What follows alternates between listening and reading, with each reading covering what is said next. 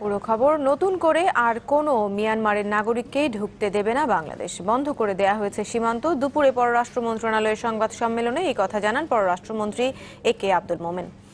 এক প্রশ্নের জবাবে বলেন, ক্যাম্প থেকে 2 লাখ রোহিঙ্গা নিখোঁজের বিষয়ে তার কাছে কোনো তথ্য নেই। এদিকে রাতেই 3 দিনের সফরে ভারতে যাচ্ছেন তিনি।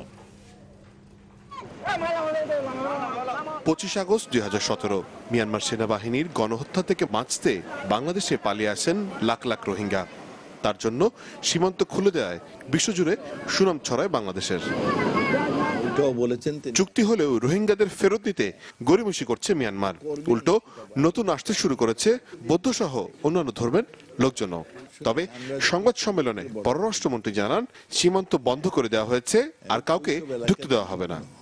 আপনার এথনিক গোষ্ঠী, রিলিজিয়াস গোষ্ঠী, বৌদ্ধ, হিন্দু, তারাও আবার বাংলাদেশে আসার জন্যে, সিকিউরিটির জন্য চেষ্টা করছে।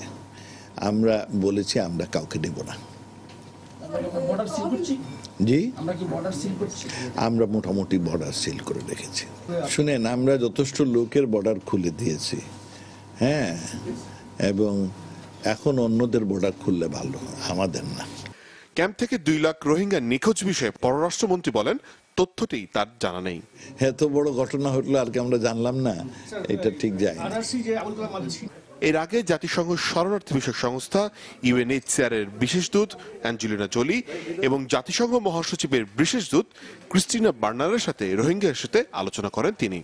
নিয়ে আসছেন ইস্যুটা কি জিয়ে রাখা হবে, এটাতে মায়ানমার কিছুটা প্রেশার তো বোধ করবে, এই জন্য আমরা ওয়েলকাম করেছি ওনার আগমন। পররাষ্ট্রমন্ত্রী কথা বলেন তার প্রথম বিদেশ সফর নিয়েও। কিছু হবে, কিছু সই হবে, কয়টা হবে এখনো এটা তো নেগোসিয়েশনে, কয়টা হবে ঠিক নাই, তবে MOU সই হবে। ওকে, যান এখন। মোর্শেদ হাসিব, চ্যানেল 24, ঢাকা।